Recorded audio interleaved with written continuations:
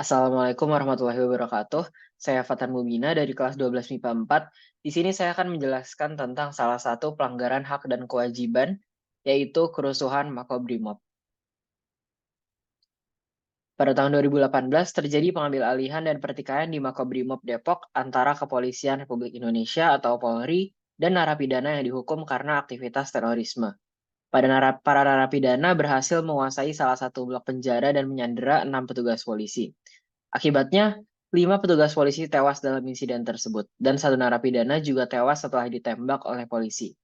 Selain itu, seorang petugas polisi tewas ditikam di markas Brimob setelah serangan oleh teroris. Kronologi. Yang pertama, hari pertama terjadi pada tanggal 8 Mei. Seorang pemimpin kelompok teroris ISIS bernama Wawan menghasut narapidana lain untuk menyerang petugas. Para narapidana berhasil keluar dan mengalahkan petugas yang di dalamnya. Beberapa petugas polisi terluka dan 6 diantaranya berhasil disandera oleh narapidana.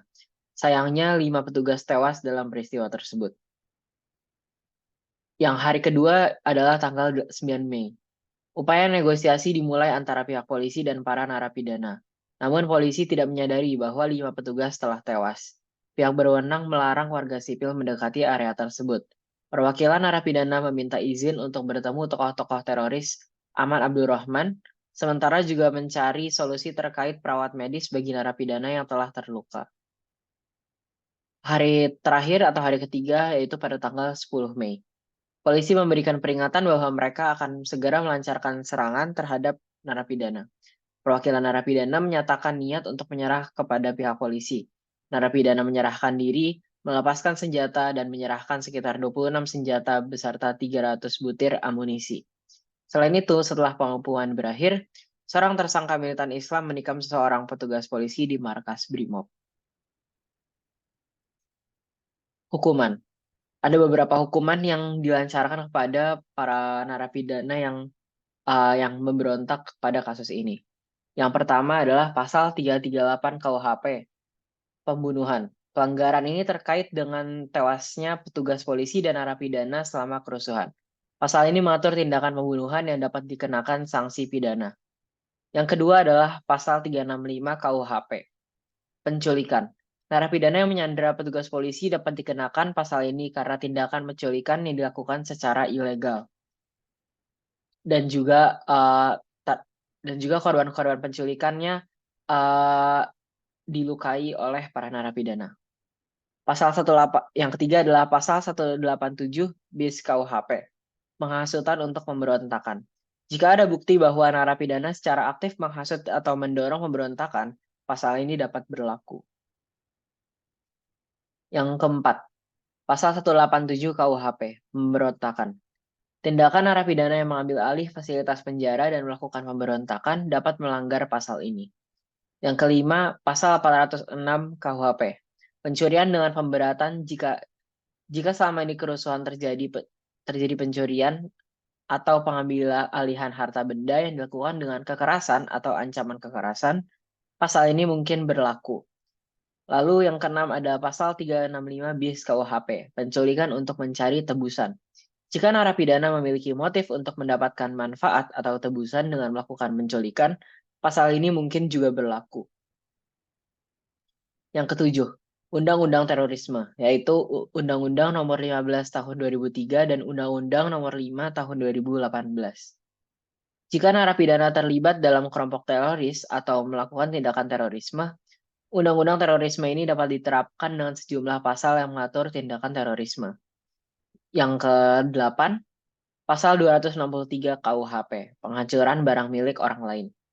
Kerusakan properti dan bangunan selama kerusuhan dapat melanggar pasal ini, yang mengatur tindakan penghancuran barang milik orang lain. Yang ke-9 atau yang terakhir adalah pasal 252 KUHP, penghinaan terhadap petugas umum.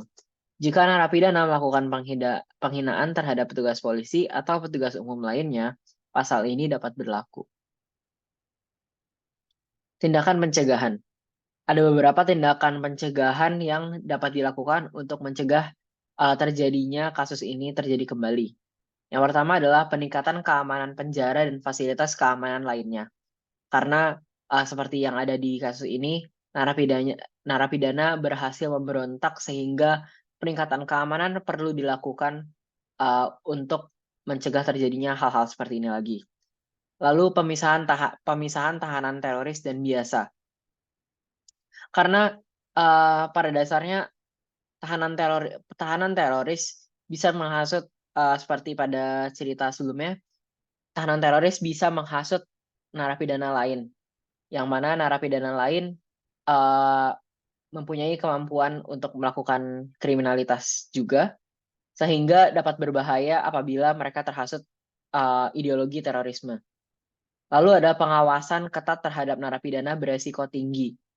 Hal ini perlu dilakukan karena narapidana khususnya yang beresiko tinggi itu masih sangat berbahaya dan sangat perlu diawasi selama masa tahanannya. Lalu pelatihan dan peningkatan kapabilitas petugas keamanan.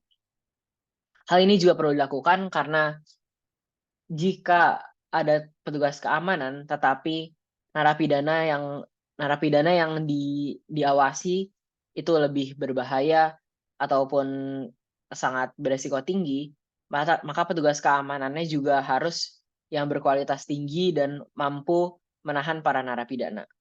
Lalu penegakan hukum terhadap pelaku kerusuhan. Pelaku kerusuhan perlu dihukum dan diberi sanksi yang keras, sehingga penegakan hukum perlu ditindak lebih lanjuti agar kejadian-kejadian seperti ini tidak bisa terjadi lagi. Lalu ada kerjasama internasional dan intelijen. Seperti yang kita ketahui, tindakan terorisme ini sangat berbahaya dan mungkin saja Bank Indonesia sendiri tidak bisa mungkin saja Indonesia sendiri perlu bantuan dari negara lain, kerjasama internasional agar bisa menghadapi terorisme. Lalu ada kampanye deradikalisasi dan pencegahan terorisme. Kampanye seperti ini perlu dilakukan agar masyarakat juga mengerti jika ada tindakan terorisme atau radikalisme, agar mereka bisa melakukan hal yang benar. Lalu ada peningkatan kesadaran masyarakat. Ini juga perlu agar masyarakat bisa lebih mengerti terhadap tindakan-tindakan terorisme seperti ini.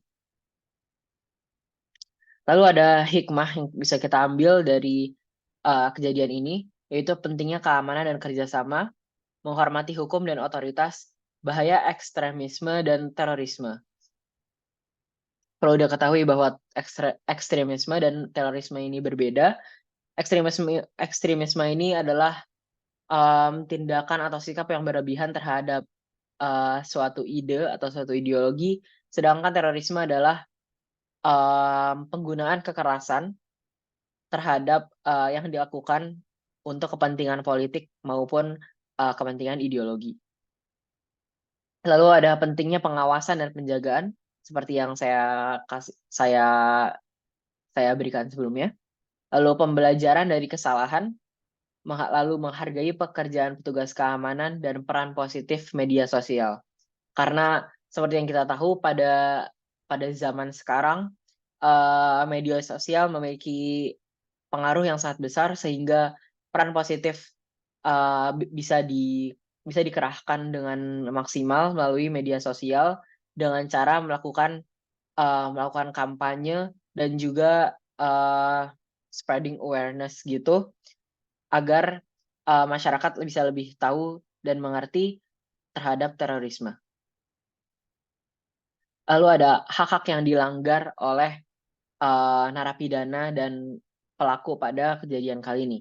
Yang pertama adalah hak untuk hidup, yang kedua adalah hak asasi manusia, lalu hak untuk mendapatkan keamanan dan ketertiban, hak untuk mendapatkan perlakuan yang layak, hak atas pengakuan jaminan, perlindungan, dan kepastian hukum, hak dan terakhir adalah hak atas perlindungan diri pribadi. Lalu adalah kewajiban yang dilanggar oleh pelaku pada kejadian kali ini. Untuk para tahanan, kewajiban yang dilanggar yang pertama adalah kewajiban para tahanan agar menjaga ketertiban. lalu kewajiban untuk melewati masa tahanan, kewajiban untuk tidak membunuh orang yang tidak bersalah, kewajiban untuk tidak melanggar hukum, kewajiban untuk menjaga fasilitas umum, dan yang terakhir, kewajiban untuk tidak merugikan kepentingan umum. Kesimpulannya adalah korban dalam insiden ini meliputi 5 anggota Densus 88 yang tewas, 1 narapidana teroris yang tewas, dan seorang petugas polisi yang tewas akibat penikaman di markas Brimob. Seorang petugas polisi juga sempat disandra dan oleh narapidana. Peristiwa ini mencerminkan eskalasi konflik antara narapidana teroris dan pihak kepolisian, dengan konsekuensi serius berupa korban jiwa dan luka-luka di kedua belah pihak. Peristiwa ini menyoroti kompleksitas tantangan dalam menghadapi ancaman terorisme dan tindakan ekstremisme. Mungkin sekian cukup dari saya. Mohon maaf apabila ada kesalahan. Assalamualaikum warahmatullahi wabarakatuh.